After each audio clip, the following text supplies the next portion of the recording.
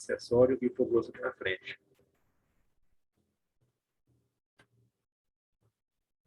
Essa noção do espaçamento entre as raízes dos espaços cranianos vai ser importante para algumas discussões ali na frente da aula. Sobre o Chibanon propriamente, o oitavo par, representa no total dos tumores intracranianos apenas 2 a 7%.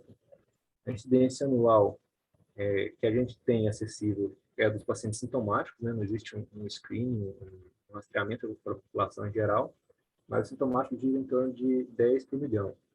Fazendo estimativa da população geral, estima-se que se fosse triar todo mundo, 0,8% da população tem ou teria o Chibanon do oitavo par. É um pouco mais comum em mulheres, mas sem muita relevância, e mais comum entre os 50 e 60 anos de idade, sendo que na criança ou depois de 70 anos é incomum haver o diagnóstico. A base genética para a lesão do Chibanon encontra-se em um gene localizado no cromossomo 22, é o gene NF2, responsável pela proteína merlin, ou alguns autores chamam de chibanomina, que é uma proteína que regula a mitose da célula de Schwann que origina o tumor, é a base citológica do tumor. Na neurofibromatosis tipo 2, esse defeito desse gene, ele é localizado numa célula germinativa, então toda a célula do indivíduo tem esse defeito. Então, o paciente pode ter o Chibanon em qualquer nervo do corpo, em qualquer bainha do corpo. Já no Chibanon esporádico, isso é um erro aleatório de montar a célula de Schwann do oitavo par e desencadeia o surgimento da lesão daquele lado. Por isso que o Chibanon bilateral é um dos critérios diagnósticos da neurofibromatosis tipo 2, que é muito mais comum em outros processos nervosos. Falando da bainha de mielina, né, que é de onde origina o tumor, o oitavo par ela tem duas origens, né? A metade mais periférica, mais lateral do nervo, ela vem da célula de Schwann, e a metade mais central, mais medial, vem de células neurogliais. Alguns autores defendem que na transição entre esses dois tecidos produtores da mielina, ocorre a maioria das formações dos tumores, dos schwannomas. Mas isso não é muito certo, é uma teoria muito falada. É uma lesão de crescimento lento, a maioria dos casos tem um crescimento de 1 a 2 milímetros ao ano, e o sítio mais comum, se a gente for lembrar que a gente tem a divisão do contortivo interno, é o vestibular superior. Aqui, nessa imagem, acho que vocês estão vendo no cursor, né? Nessa imagem que a gente tem aqui, considerando aqui o facial anterior e os nervos vestibulares são posteriores, vestibular superior, inferior, e aqui inferior a gente tem o coclear. Se a gente for pensar que o sítio mais comum é superior, né, que no caso póstero superior, a gente teria uma relativa proteção da audição nos casos de chibanoma. Mas nada impede de surgir do par inferior também, que é um acometimento mais importante do chibanoma, inclusive para abordagem cirúrgica. Os estágios evolutivos. Alguns autores, a maioria dos autores, na verdade, classifica de 1 a 4 e alguns autores chegam a considerar o estágio 5. É basicamente imaginológico, de visão de imagem mesmo, e que dizem respeito ao tamanho da lesão, né? O estágio 1, a lesão está dentro do conduto auditivo interno, que é o local onde a maioria começa, então a maioria está lá dentro.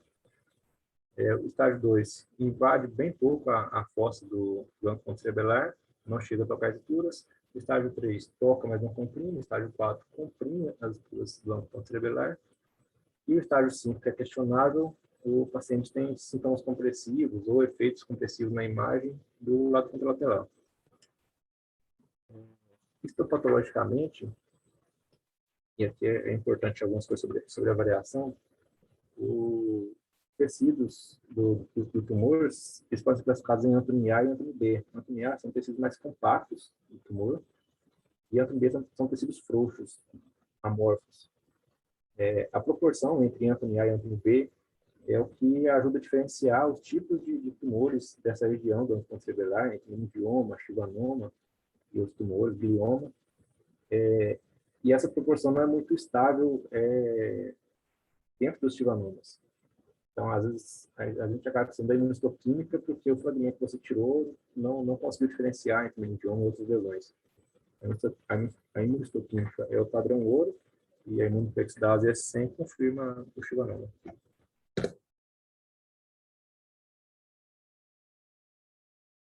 O tratado sobre a classificação de estágios do schwannoma. Aqui, na figurinha, a gente tem uma lesão totalmente dentro do conduto.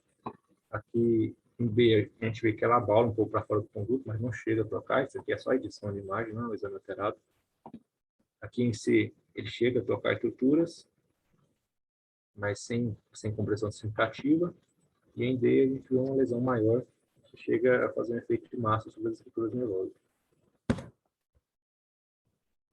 Sobre a neurofibromatose tipo 2, é uma lesão autossômica dominante, com penetrância muito próxima de 100%. Ela inclui, um dos seus critérios, o schwannoma bilateral, com ou sem outros tumores mecanianos, mas geralmente tumores nervosos. Histopatologicamente idêntico ao schwannoma esporádico, não tem alteração nenhuma na histopatologia, porém o comportamento dele é mais agressivo. Tem um crescimento mais rápido, um controle mais difícil.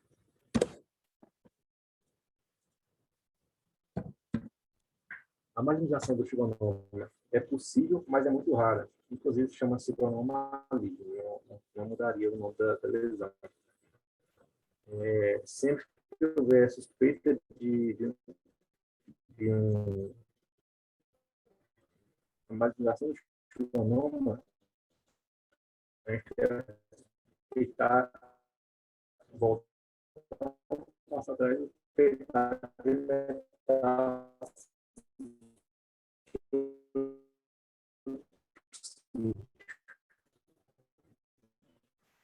inclusive mama, pode mudar de região. O quadro clínico de schwannoma envolve quase ser um schwannoma, chegando a representar 1 a 2% dos quadros de súbita. Ela pode ser ainda flutuante, se uma doença linear, mas é uma coisa muito incomum, e não existe uma relação direta entre o tamanho da lesão e o grau da produtividade do paciente. O zumbido da segunda queixa é prevalente no momento diagnóstico, geralmente é um tom agudo, contínuo e um lateral. Lembrando que a gente está falando de schwannoma esporádico, né? A tontura ou desequilíbrio, às vezes aquela queixa mal referida, é a terceira queixa mais comum, e a vertigem, bem caracterizada, é um sintoma muito.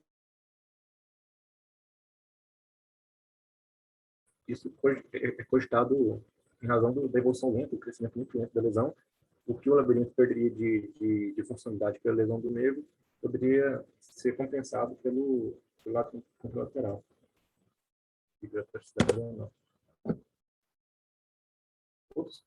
Outros sintomas às vezes, de doença mais avançada, né? Pode envolver disfunção cerebelar, então o paciente teria que ter uma lesão muito grande já tocando o cerebelo. Hipoestesia ou dor facial, isso por sintomas do quinto par. Reflexo corneal também pode estar comprometido, se a gente lembrar que passa pelo ramo oftálmico, né, o reflexo corneal. A pesquisa da hipoestesia na concha auricular é um sinal sensível e precoce da lesão também, chamado sinal de Hitzelberger, por conta dos ramos do facial. O facial está muito mais intimamente relacionado à lesão, né, do que os outros nervos que estão mais distantes. A paralisia do facial ela é pouco comum, principalmente considerando na proximidade das lesões, e cogita-se que ser devido à resistência do facial, à tração ou à compressão que sejam lentas e progressivas. De tal forma que a paralisia facial secundária à schwannoma deve levar a suspeita de lesão maligna. Pode haver também a cefaleia suboccipital, mas isso é incomum, geralmente envolve massas muito grandes que fazem extensão de estruturas intracranianas, como vasos ou a própria dura, ou então a hidrocefalia. Em casos mais avançados, a gente pode ter acometimento dos pares mais baixos, né? Que são aqueles que a gente comentou aqui, do nono para baixo. Isso envolve disfagia, aspiração, disfonia, a própria síndrome do ombro caído, mas sempre que a gente tiver acometimento de função de pares distantes do oitavo par, quanto mais distante, mais você vai pensar em outro diagnóstico, principalmente na síndrome do fórmula jugular, que é onde se manifesta as doenças dos nervos que estão mais baixos.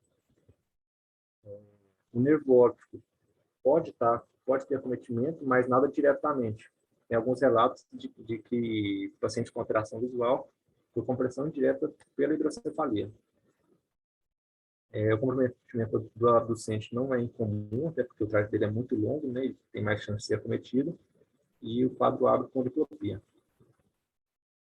Existe a possibilidade, apesar de não ser frequente, de o paciente ter uma deterioração do quadro neurológico de forma súbita, e, no caso, caracterizar uma síndrome anticerebral aguda. Isso é uma urgência, mas no caso não seria uma urgência nossa, uma urgência para a neurocirurgia. O paciente tem que ser abordado com prioridade. E o quadro de sonolência de forma abrupta, o paciente rebaixa de forma mais rápida. Etiótica, a gente consegue já de exame beira-leito, exame físico, avaliar a questão do Romberg. Apesar de muitas coisas aqui, a gente não conseguir bater o pé com nada, mas são achados que a gente pode ter. O Romberg pode ter tendência à queda pelo lado afetado, mesmo pode não ter. O exame de índex de precisão também pode estar comprometido. A marcha pode ter algum desvio, mas não é esperado para lesões menores. O nistagmo geralmente é ausente, até porque a vertigem não é tão frequente por conta do tempo de compensação. Na fundoscopia, a gente pode encontrar um papiladema por hidrocefalia. E na audiometria, a gente encontra um aperitivo neurosensorial. E é comum que haja esse fenômeno de rollover, que você aumenta a intensidade do estímulo e o paciente piora a discriminação. Na impedanciometria, a pesquisa de reflexo é muito importante. Pode haver tanto um decrutamento quanto um recrutamento. E os dois são justificáveis. Um decrutamento, que no caso é o inverso do recrutamento, é quando o intervalo entre o limiar tonal, o limiar auditivo do paciente, e o limiar de desencadeamento do reflexo passa de 65 decibéis. Em geral, o normal do nosso limiar é 60 decibéis. Isso é característico de lesões retrococleares, né, lesões do próprio nervo, que é esperado da doença, mas um recrutamento também não seria muito fora de se imaginar, porque a lesão pode crescer e comprimir a irrigação vascular e fazer uma perda coclear. No caso, o paciente fazer um recrutamento, que é o inverso do recrutamento. É o encurtamento desse intervalo entre o limiar auditivo e o limiar do reflexo. Pode haver também, apesar de ser uma coisa que ninguém mais faz, mais tratado por para a gente, o delay do reflexo tapediano. O reflexo tapediano ele pode ser medido em força e duração. O esperado é que o reflexo dure pelo menos 10 segundos, pelo menos 10 segundos de 50% de força mantida. Ele é considerado alterado quando, com 6 segundos, ele já perdeu metade da sua força. Isso indica alteração neural também, a via ascendente daquele lado. A eletroestagmografia é pouco sensível, pouco específica, praticamente não tem muito papel. Ela vai encontrar uma hiporreflexia ou arreflexia daquele lado, com ou sem comprometimento central, dependendo do tamanho da lesão. Mas o uso dela é mais subjetivo. É para inferir que no exame, quando está alterado, tem maior comprometimento do nervo coclear superior, e isso dá melhor prognóstico do prognóstico auditivo do que está distante do nervo coclear. E também infere que no exame alterado, o paciente já tem uma compensação prévia, porque o exame já está muito ruim, Então, você lesar aquele nervo durante a cirurgia não vai ter grandes repercussões para o paciente no pós. O pé tem necessidade de 95% dessas perdas retrococleares. Nesse caso, a gente encontra aumento dos intervalos, né, em 3, 1,5, a diferença intraoral da onda 5, mas pode haver também a ausência da onda 1. E nesse caso, o ECOG poderia nos dar a onda 1 para a gente calcular esses intervalos. A eletroneurografia facial não tem uma utilidade prática muito boa, ela é feita apenas para a função do sétimo par, e não é incomum pacientes que clinicamente não têm disfunção do sétimo par tenham disfunção eletroneurográfica. O potencial miogênico cervical PENC, né, ele avalia o reflexo sapo-espinhal, então esse reflexo passa pelo nervo vestibular inferior.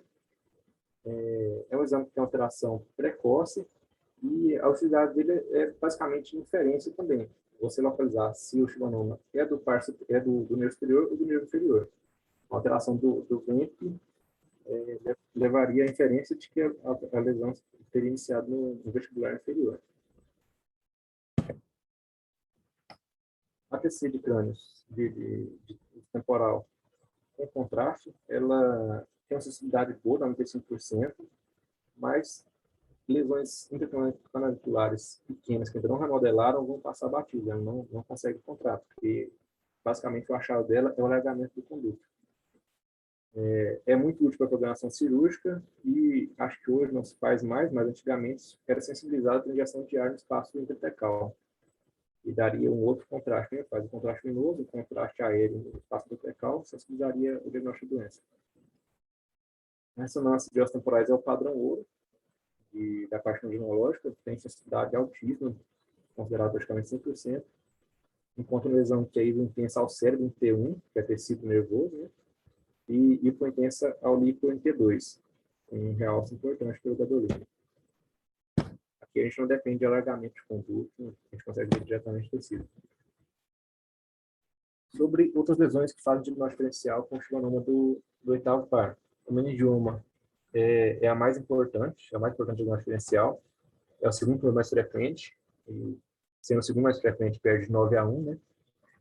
Motivo pelo qual o capítulo trata praticamente do schwannoma.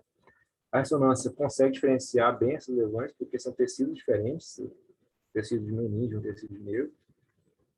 Até no formato também a gente consegue encontrar, o schwannoma tem um formato mais arredondado, mais estrado no conduto, enquanto o meningioma tem um formato meio lua. Além de o meningioma também corar pelo contraste do tecido da meninge ao redor. Esse é o formato esperado para o meningioma, formato meio lua. O tumor epidermoide é uma lesão já bem mais rara do ponto cerebelar, corresponde a 1% dos casos. É um tecido epitelial, escamoso, creatinizado, como se fosse um colesteatoma, só que do ângulo ponto cerebelar. A ressonância faz também um diagnóstico diferencial muito bom, porque são tecidos totalmente diferentes. O schwannoma do quinto par é uma lesão dos schwannomas, é realmente comum, que é o segundo par mais comprometido pelo schwannoma. O sintoma inicial geralmente envolve a sensibilidade da face, não envolve os sintomas do schwannoma do oitavo, que envolvem obstrução e desequilíbrio, altura. Geralmente surge no cabo de Merkel, que é a região de emergência do quinto par, ali na fossa cerebelar. E quanto mais junto da emergência do nervo, mais pode dar sintoma associado ao schwannoma do oitavo par. Quanto mais distante ele vai estar do oitavo par, menos sintomas em comum vai ter.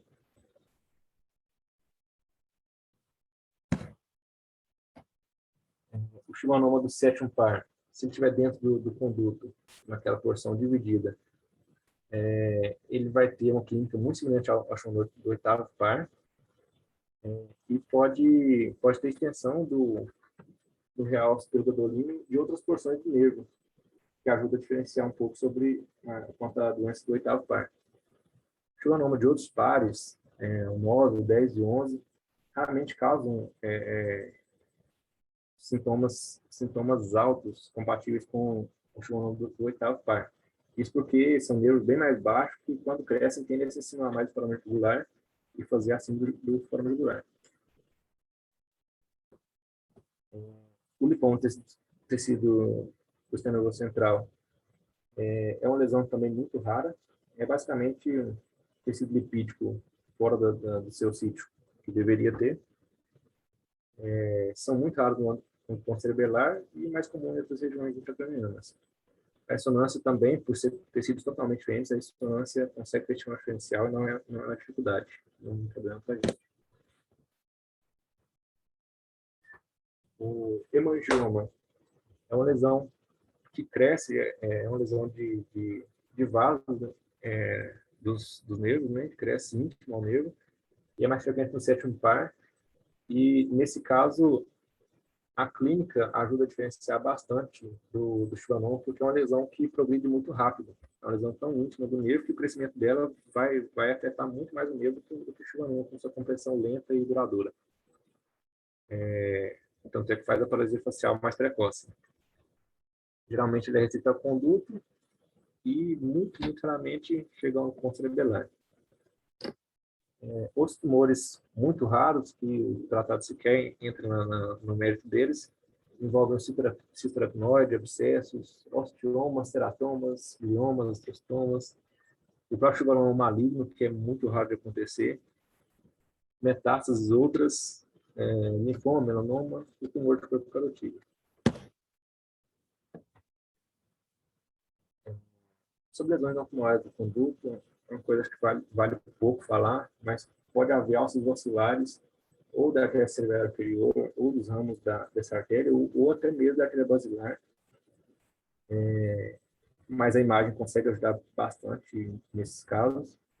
E a neurite do sétimo e do oitavo par é uma coisa que vale a pena ser lembrada, porque ela pode se comportar a lesões pequenas intracranianculares, porque se você faz uma ressonância com contraste na neurite, aquilo vai captar contraste por conta da inflamação que vai ter naquela região, e não vai ter muita diferença entre um tumor muito pequeno ou inflamação. Então, o diagnóstico diferencial seria feito pelo segmento, não por outro jeito.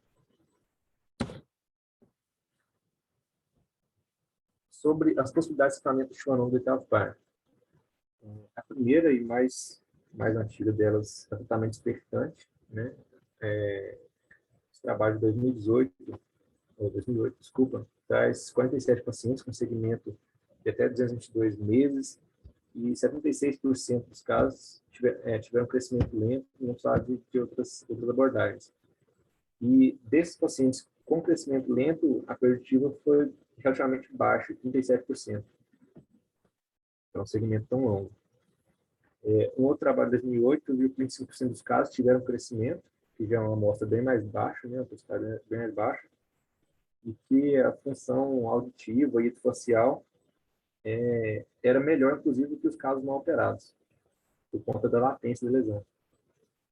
Uma outra série de 1.144 casos, 377 deles tinham pelo menos 5 anos de segmento, um segmento considerável, e observou que tiveram uma boa preservação auditiva em quase 100% dos pacientes. Então, a forma de tratamento Wade Scan ou Wade em si é adequado para tumores pequenos, menor que 2 centímetros, e com crescimento bem indolente, menor que 3 milímetros ao ano.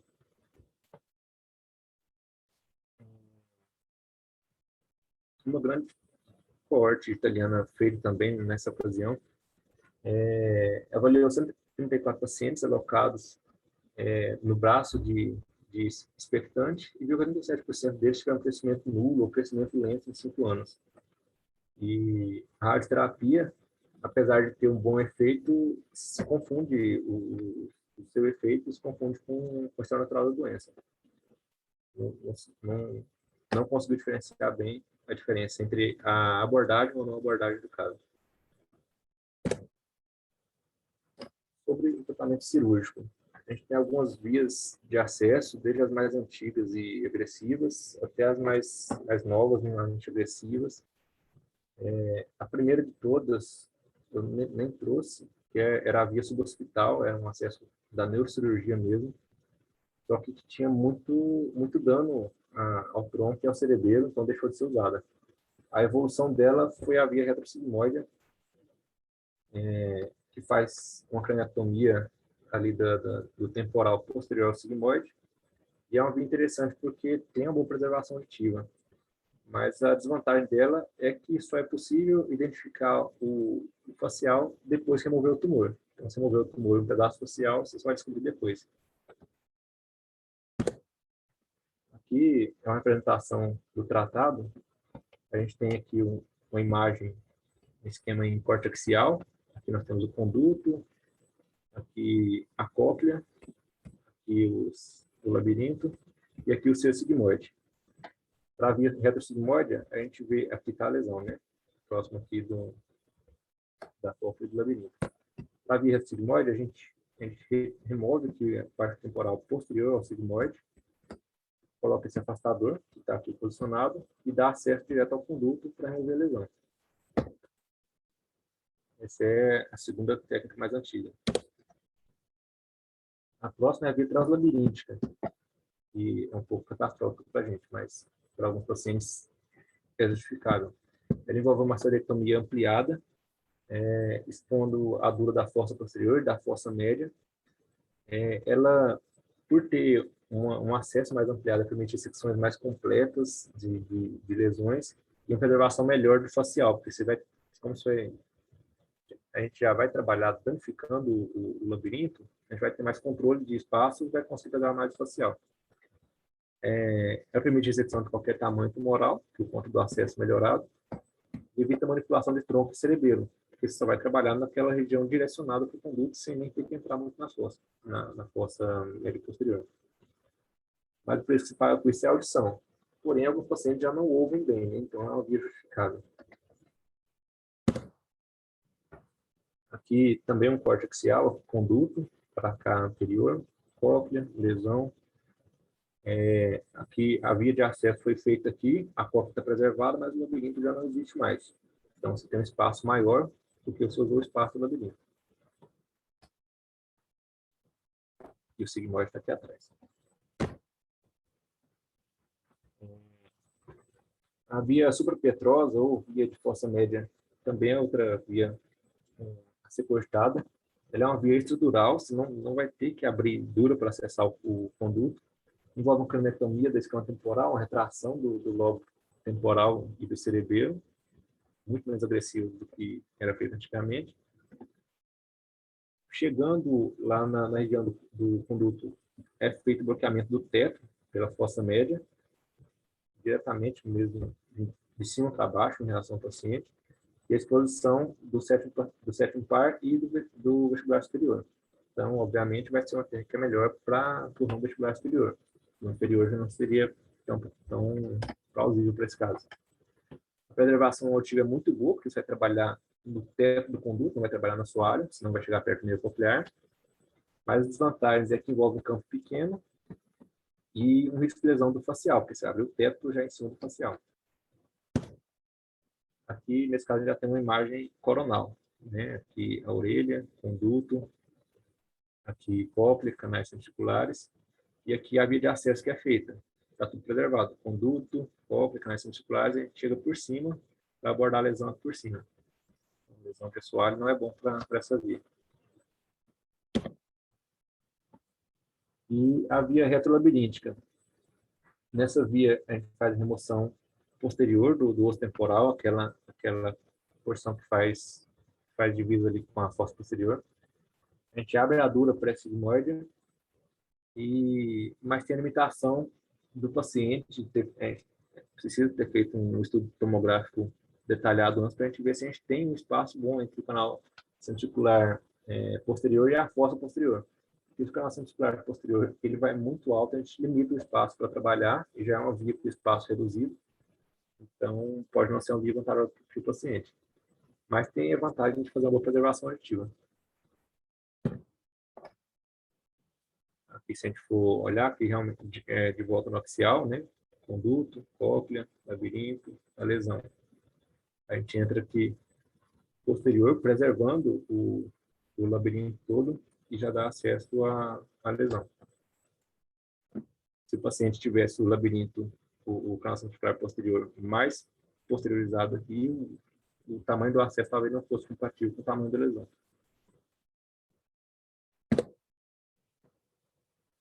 A radioterapia.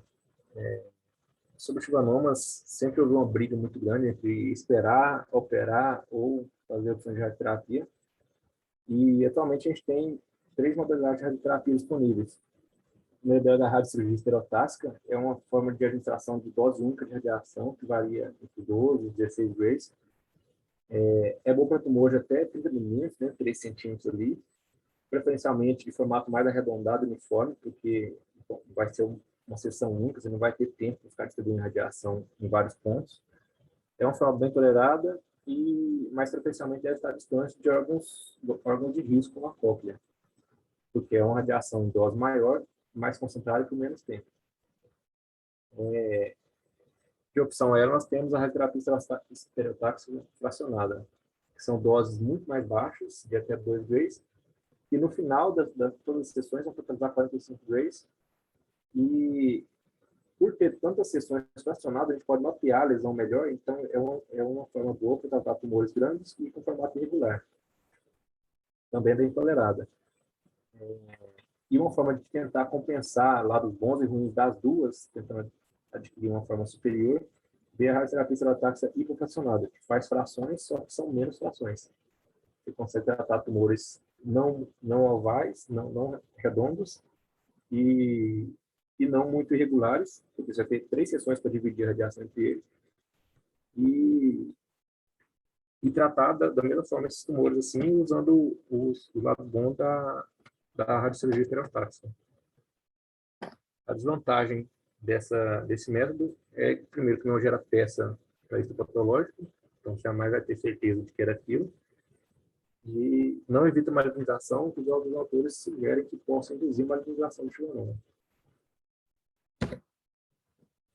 Inicialmente, a radioterapia, independente de radiocirurgia ou radioterapia, é inicialmente indicada para pacientes que tinham contraindicações cirúrgicas absolutas, e atualmente ela é mais indicada para pacientes com casos bilaterais ou lesões muito pequenas, que a radioterapia ou radiocerurgia pegaria bem, mas que tem crescimento rápido e poderia evoluir com um prejuízo maior para o paciente. Ela conta com a vantagem de estabilizar e reduzir o tamanho da lesão, pode chegar até 98% dos casos, em 5 anos. E depois de 10 anos de tratamento, 87% dos casos realmente não tem necessidade de tratamento de resgate. Só que é uma radiação muito próxima de estruturas nobres, então tem efeitos adversos, zumbido, desequilíbrio, cefaleia. A preservação auditiva, principalmente os trabalhos iniciais que comparavam cirurgia e radioterapia, era muito boa, porque o pessoal não fazia um segmento bom para avaliar a audição. Fazia avaliação da audição no pós-operatório, o paciente já tinha prejuízo na hora, acordou surdo, e a radioterapia terminava, fazia, o paciente estava ouvindo. Só que a perda da audição da radioterapia é cumulativa, então ela vem somando com o tempo. De forma que a preservação de audição para pacientes até 50 decibéis, pacientes com audição relativamente boa, uma perda moderada, é só de 12% em 180 meses. Da aula só. Podemos seguir?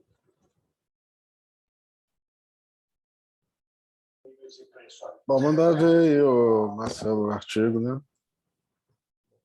O trabalho que eu escolhi é um trabalho publicado em 2013, na revista Neurosurgery, da Academia de Oxford. É um trabalho que, até quando eu estava até montando a aula ainda, eu imaginei que fosse um sampling randomizado, mas não é bem esse desenho dele. A gente escolheu um pouquinho sobre. Ele avaliou ele comparou o tratamento conservador, o tratamento expectante, com a radiocirurgia por Gamma Knife no schwannoma vestibular. A revista Neurosurgery é uma revista que, em 2019-20, teve um fator de impacto calculado de 4,8. A autores não declararam conflito de interesse, e a conta de conhecimento que se pretende preencher era a escassez de trabalhos que comparavam Gamma Knife com o segmento expectante, principalmente no que diz respeito aos desfechos. A estruturação, que na pesquisa eu levantei estava como um ensaio randomizado, acabou que no final a gente mudou para uma parte retrospectiva, por falha de descrição de métodos mesmo, sobre os quesitos PEP, né? A população alvo do estudo era um paciente com tumor vestibular unilateral, mais especificamente os extracanaliculares. A exposição em estudo era gamma knife, a radiocirurgia. Os controles eram os pacientes de história natural, os pacientes de conduta expectante. E os resultados observados, os desfechos observados, eram crescimento tumoral, a perda de audição, qualidade de vida e outros sintomas que eventualmente surgissem. O objetivo do trabalho era comparar as duas formas de tratamento, expectante e gamma knife, quanto aos desfechos que a gente comentou. De metodologia, ele trabalha traz ideia com esforço longitudinal, lá no final de trás, foram pacientes atendidos conforme o protocolo da instituição entre 2000 e 2009, no Hospital Universitário da Noruega, onde 220 pacientes tiveram conduta expectante, 127 foram tratados por gamma knife. Isso de valor bruto, antes de refinar os pacientes que ficaram inscritos. As critérios de inclusão envolviam lesões extracanaliculares e foram alocadas da seguinte forma. Quando a lesão era menor que 2 centímetros, o paciente ia para o braço conservador, até por isso não é randomizado, né? Além de ser prospectivo, não foi randomizado. O paciente com lesão menor que 2 centímetros, mais com crescimento documentado, ia para gamma knife ou para microcirurgia. Pacientes de 20 a 25 milímetros também iam para gamma knife ou microcirurgia, independente do crescimento. E os maiores de 25 iam para microcirurgia todos. E pelo desenho de trabalho eram excluídos. Critério de exclusão envolvia qualquer tumor intracanalicular, qualquer microcirurgia, ou paciente que não tinha dado o suficiente do protocolo, perdeu acompanhamento, etc. A ressonância era feita nos acompanhamentos em 6 meses, 1 ano, 2 anos e 5 anos. E 5 anos foi o período de segmento do caso, do estudo. Foi feito um questionário de qualidade de vida chamado SF36. É um questionário não específico para Chibanon ou para sintomas otoneurológicos. E para avaliação de vertigem e zumbido foi feita a escala visual analógica. A audição, os pacientes faziam audiometria a cada retorno e era definido como audição útil conforme a escala de Gardner-Robertson. E a perda de audição é quando o paciente mudava da escala de Gardner-Robertson de audição útil para audição não útil. Aqui um fluxogramazinho rápido da metodologia dele. Ele levantou um pouco mais de 400 pacientes. Desses 450 pacientes, alguns eram intracanaliculares, foram excluídos. Alguns foram com cirurgia, foram excluídos. Ficaram os extracanaliculares, que foram ou expectantes ou por radioterapia. Aqui embaixo vale uma observação também de alguns pacientes com lesão menor que 2 centímetros, né, 20 milímetros, e foram para gamma knife, em vez de ir para o expectante, que era o esperado.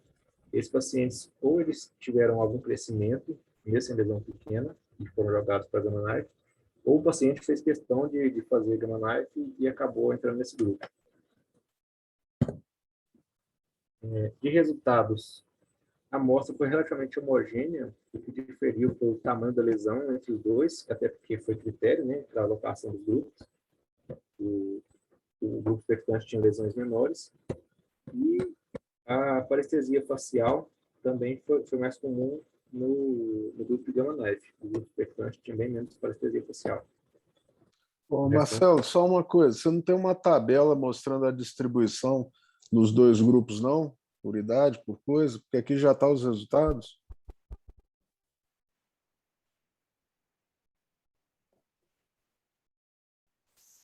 Alô?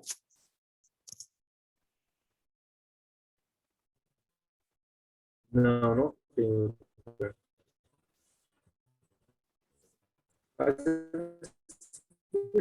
Normalmente vai ser a tabela 1 do trabalho. A tabela 1 é onde vem a distribuição dos grupos e das variáveis da linha de base, né? Deve ter no trabalho.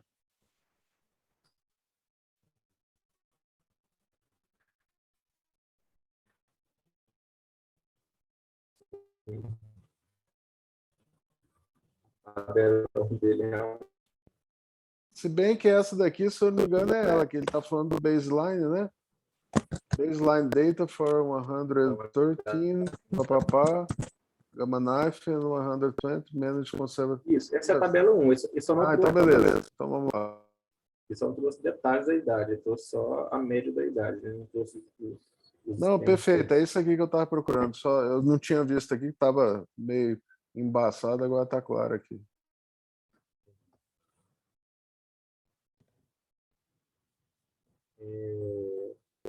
Sobre perdas de segmento e abandono de trabalho, né? Foram 13 perdas de segmento, 8 óbitos, ele não disse se foram relacionados ao tratamento ou não, mas infere-se que não, porque no final das contas foi um tratamento bem tolerado. 5 pacientes mudaram o local de acompanhamento e também foram excluídos. Sobre responder os questionários, teve uma adesão relativamente boa. As 4 coletas, todas as 4 coletas foi feito em 106 pacientes. Sobre a audição e resultados, né, a audição útil no começo e no fim do estudo. Pacientes com gama knife, 53 deles tinham audição útil no começo do trabalho e 19 deles tinham audição útil no final do trabalho. Foram 34 perdas, representando 64%. Ao passo que no grupo expectante, tinham 71 pacientes com audição útil no começo, 17 no final, com 54 perdas, 76% de perda.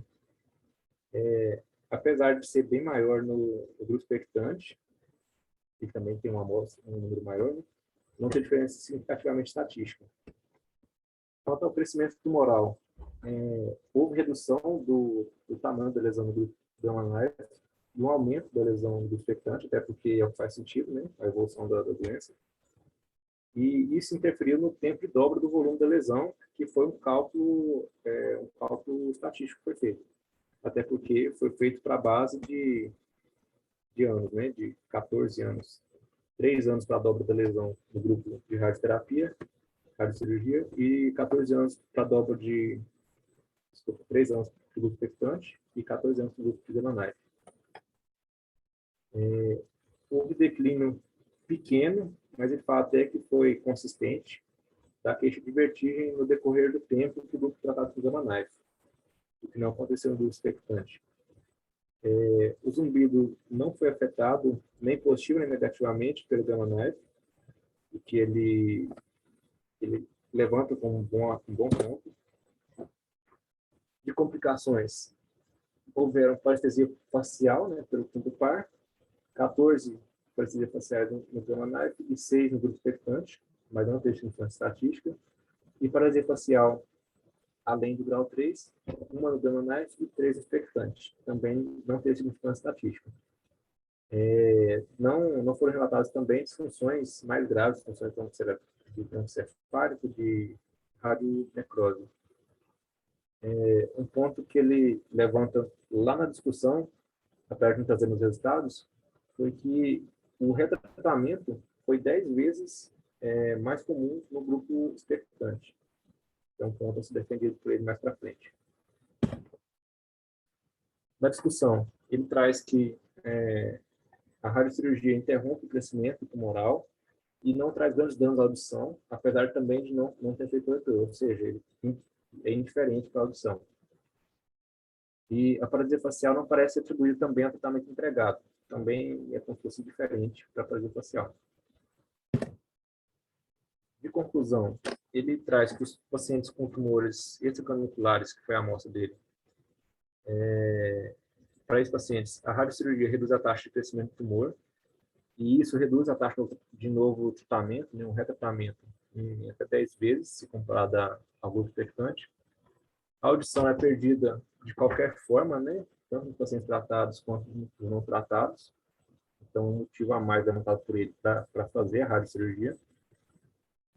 Os sintomas e a qualidade de vida parecem não ser significativamente afetados pela radiocirurgia, apesar de ele trazer na discussão que a radiocirurgia tende a melhorar um pouco a vertigem, mas isso de forma muito espaçada no tempo, e a vertigem, de acordo com outros trabalhos que ele traz na discussão, é o principal impactante na escala de qualidade de vida do paciente. Nenhuma complicação verdadeira ou complicação maior foi observada nesse tempo de acompanhamento, mas apesar disso, tem a limitação de ser um estudo retrospectivo e contar com a necessidade de um site randomizado para poder afirmar com mais precisão essas afirmações. Ele não traz com conclusão, mas traz até na discussão, mas os autores acreditam que os tumores pequenos sejam quem mais se beneficia da radiocirurgia, ou melhor, do tratamento expectante, por conta do crescimento lento deles.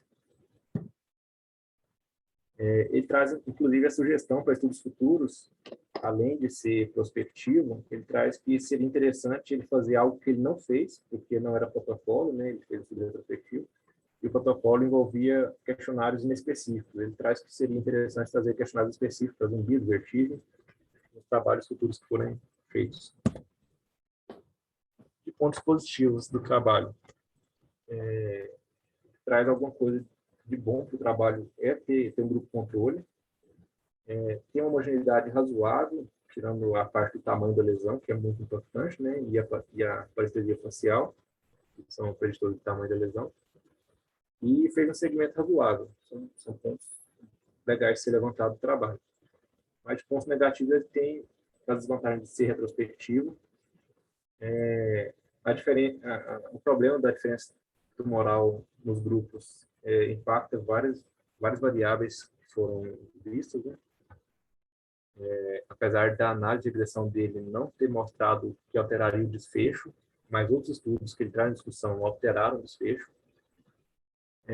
O uso de questionários não específicos também, por ele ter o objetivo inicial de avaliar esses desfechos, o questionário deveria ter sido mais específico.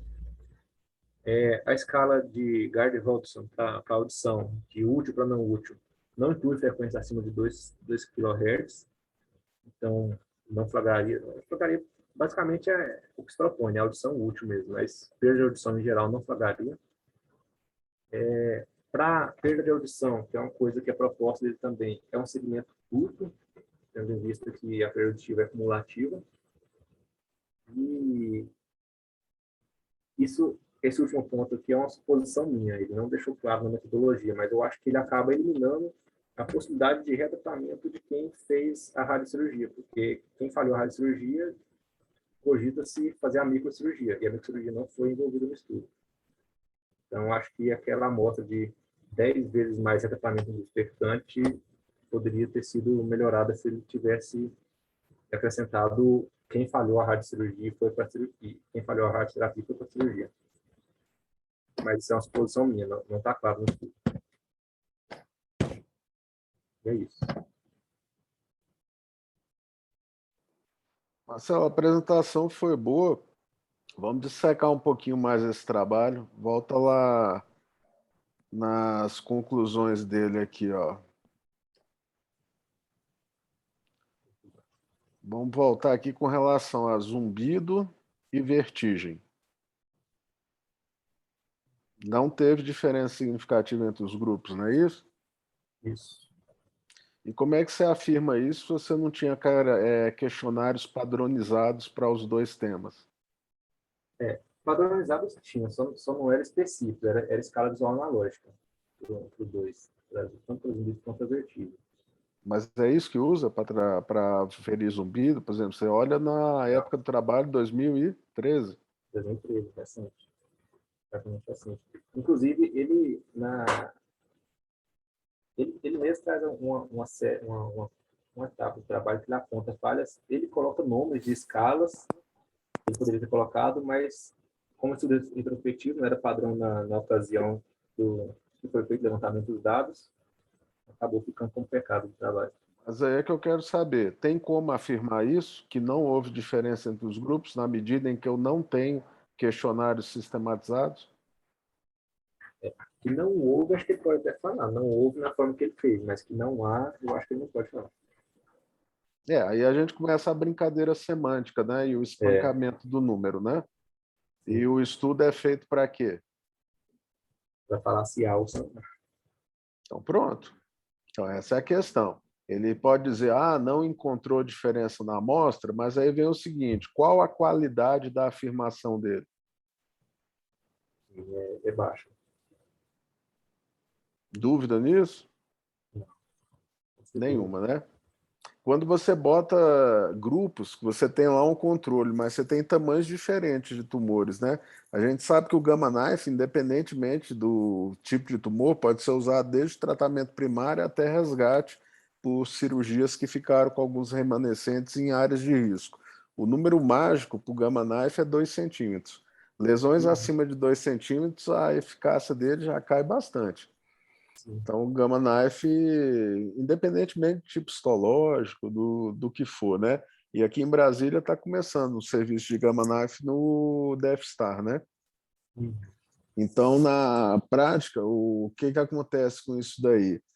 O quanto que isso aí impacta nessas conclusões e nas estatísticas aí? O quanto que dá para você confiar? Volta lá na tabela 1, aquela tabela de... Isso aí. Na verdade, impactam suposições, né? Suposições e abertura de campos para estudos novos. Porque do ponto de vista prático, quando você vai olhando aqui, tudo aquilo que foi o alvo dele, em termos exploratórios, né? Ou ele não tinha um questionário específico, ou ele ficou com 2 grupos desequilibrados. Sim. Basicamente é isso. Desequilibrados, intencionalmente desequilibrados. Exatamente. Então, o que eu quero que fique claro, e cada vez mais, e por isso, assim, dizer, o trabalho é inválido, a gente pode falar isso? Não tem utilidade? Não, até porque, quanto ao tema, acho que é o melhor que estava disponível. Não tinha trabalhos mais novos. Chegasse nem a esse perspectivo. Inclusive, Perfeito. mesmo de verdade, não tem. Não, mas a validade dele é porque outros não fizeram, mesmo ele fazendo mal feito, ou qual que é a validade dele? A qualidade dele é para levantar hipóteses, né, para serem desvendadas por trabalhos melhor desenhados. Então, a validade dele, primeiro, é o seguinte, qual que era o serviço dele, que eu não gravei aqui, Marcelo? É a Universidade da Noruega. Noruega? Porque tem um serviço forte de Gamma Knife na Holanda. Eu achei até que pudesse ser de lá, pela quantidade de pacientes. Isso é norueguês. Né? Então, beleza. O que ele já mostra com isso daqui? Primeiro, sistematização dos dados nos prontuários. Estava faltando à época, 8 anos atrás. Eu não sei se hoje continua do mesmo jeito, né? Às vezes já mudaram, né? Segunda questão, quando você não tem um padrão de aferição que seja o validado para o tema, qualquer coisa que você faça é assim bem limitada, né? Então, se escala visual analógica não é o padrão para você avaliar a vertigem zumbido, não adianta eu querer apresentar dados aqui e puxar a sardinha para o lado do Gamma Knife, na medida em que eu estou botando um critério como balizador que ele não foi avaliado da forma correta. Então, não resolve, né? Segundo, esse desequilíbrio entre tamanhos de tumores aí, seguramente tem. Uma coisa que me chamou a atenção, o follow-up médio aí foi de quanto tempo dos pacientes? Acabou de apertar.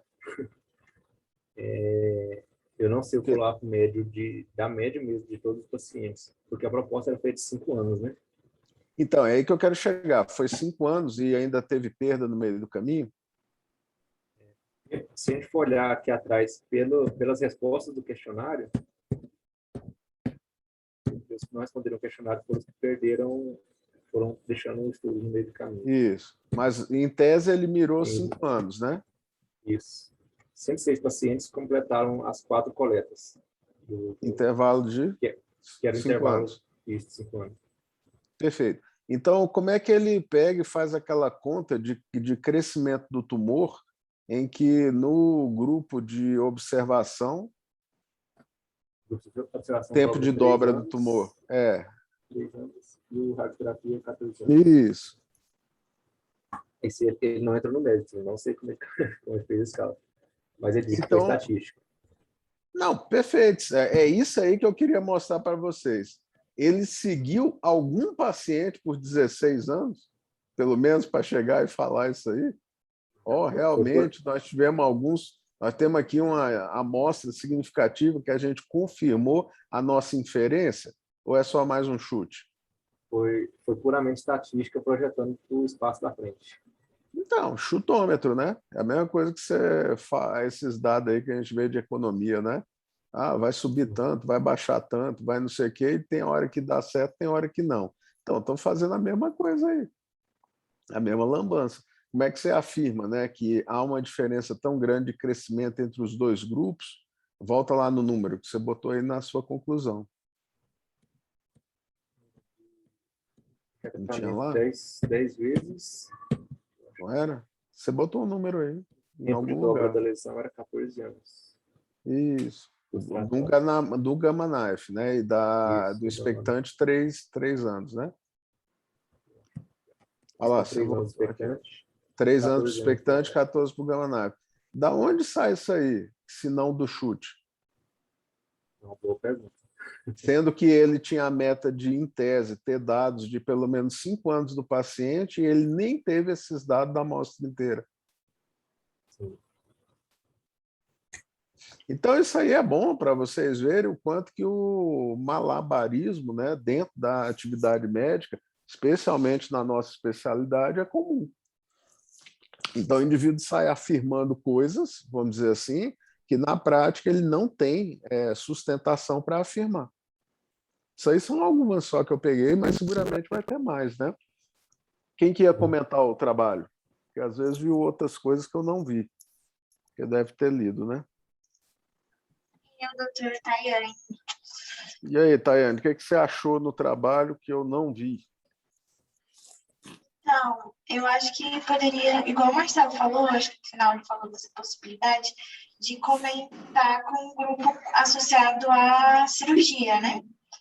Que até no final do artigo ele fala que já tem vários outros artigos que falam do tratamento com a microcirurgia, mas que não tem nenhum falando dessa radiocirurgia. Mas eu acho que poderia comparar com a terapia que hoje é mais feita, né? E também eu acho muito complicado ter só um acompanhamento de um grupo que é só follow-up, que é só manejo conservador, e ele fala também que o paciente que seleciona, né, o tratamento, bem no começo ele fala que alguns optaram por tratamento conservador e outros pela radiocirurgia. Esse é um outro ponto importante, né? Porque quando você começa a ter a interferência, seja do pesquisador alocando num grupo quem ele acha que vai melhor naquele grupo, ou do paciente, às vezes, entrando num grupo por crença pessoal, por alguma coisa, basicamente todas essas contas aí elas vão ser influenciadas, né? Então, no final das contas, isso aí que você colocou é importante, né?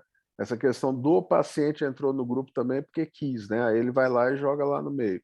Mas no final das contas, se a gente for olhar, muitas afirmações do trabalho sem a base de dados que permita afirmar. Acho que esse é o principal. E essa conta aqui da dobra do volume, ela é totalmente mirabolante. Você tinha visto isso aí, Tayane? Essa conta, acho que eu não tinha observado, não. E aí, qual é o seu parecer sobre a conta? Peraí, volta na conta aí, doutor. A Eu conta estava está aqui, olhando ó. aquela parte dos pacientes que eu tinha te falado. Tempo de Tempo de dobra do do volume. volume. 3 anos para o grupo expectante, 14 anos para o Gamma Knife. Só que ele tinha como meta acompanhar pacientes por 5 anos 5 anos. e ele perdeu um monte no meio do caminho. Essa conta aqui é crível? Não, porque como é que ele vai saber que são 14 anos se ele só acompanhou por 5, né? Então, alguém a mais discorda disso aí ou concorda? Doutor Lucas, que gosta de otologia, cadê você? Oi, doutor Ricardo. E aí? É difícil ele fazer essa afirmação, né? E a afirmação do zumbido e da vertigem que não houve diferença nos grupos. O zumbido ele deveria ter usado o THI, né? Para fazer. Já existia em 2013? Eu não tenho certeza, mas provavelmente. Mas ele Tinha, Marcelo?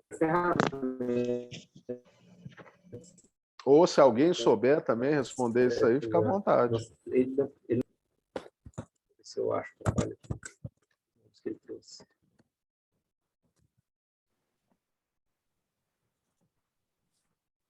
Ele traz um de protocolos específicos.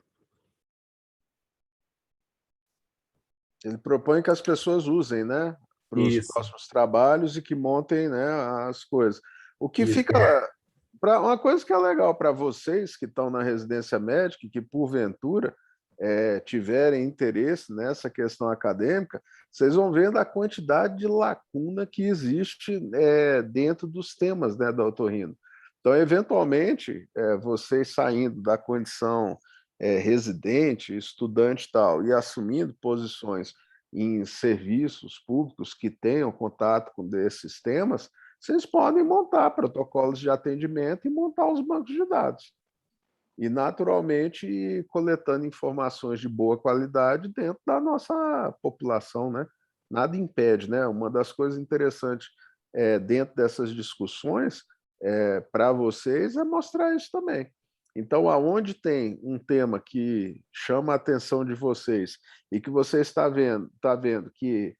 vendo, né, no plural, que a qualidade da informação é ruim, agora na residência você já pode ir desenhando um protocolozinho, na hora que chegar o momento, você implanta e começa a coletar dados. Vocês veem que não é tão difícil, né? Acho que o grande problema dele foi ter um protocolo ruim. Levantar o dado retrospectivo, ficaram dados ruins. E eu acho que a melhor mensagem para vocês é a seguinte: estudo retrospectivo ele não é necessariamente ruim. A desvantagem do retrospectivo sobre o prospectivo é a questão de você não controlar as informações que estão disponíveis no prontuário. Então, quando você olha para frente, você tem a possibilidade de pensar quais são as informações que eu preciso, como eu as coleto no melhor formato, e aí, naturalmente, você enriquece e engrandece a qualidade do seu resultado. Quando você olha para trás, você vê uma amostra imensa, né, de coisa. Se pegar o Bento, por exemplo, que é um dos que tem maior volume, ele e o Oswaldo Laércio, né, com Schwannoma, né? O Bento já chegou em 1000 casos, por exemplo. Não sei te dizer. Hã? Não sei te dizer. Porque uma vez eu vi ele comentando em congresso, eu encontrei com ele, eu não lembro se ele tinha falado de centenas ou de milhar. Eu acho que a maior casuística do Brasil é dele, do Ricardo Bento. Então, você pega aí, no global, no serviço, eles tinham lá um grupo imenso, né? Porque esses são os que entraram para o trabalho, mas tinha mais paciente, né? Sim. Então, é isso que eu lhe falo. Então, no final das contas, a falta de ordenamento, né, da coleta dos dados dificultou a questão como é que fala, da qualidade da informação aí que ele disponibilizou. Aqui as ferramentas que ele diz que são específicas que ele sugere que o pessoal use para zumbido e para vertigem. Aí, eu peguei aí é o que o Lucas acabou de falar, né? Time to handicap. Não é isso? Mas opções tinha. Ele não tinha como voltar, né? Não, não tem como fazer, né? Até porque ele precisaria ter feito antes em cada uma das aferições, né? Aí não tem volta. Mas beleza. Algum comentário a mais, Tayane? Não, doutor, foi isso mesmo. Parabéns aí para o Marcelo, pela aula, pelo artigo, muito bom. E aí, o que temos aí? Internados? Terminou, Marcelo? Tem mais alguma coisa que você quer apresentar? Vamos encerrar. Então, beleza. Muito bom. De paciente internado, a única que a gente tem hoje é a Maria Sandra, de 34 anos, internado devido a epistaxe. Foi internada no sábado, né, com uma história de epistaxe intermitente,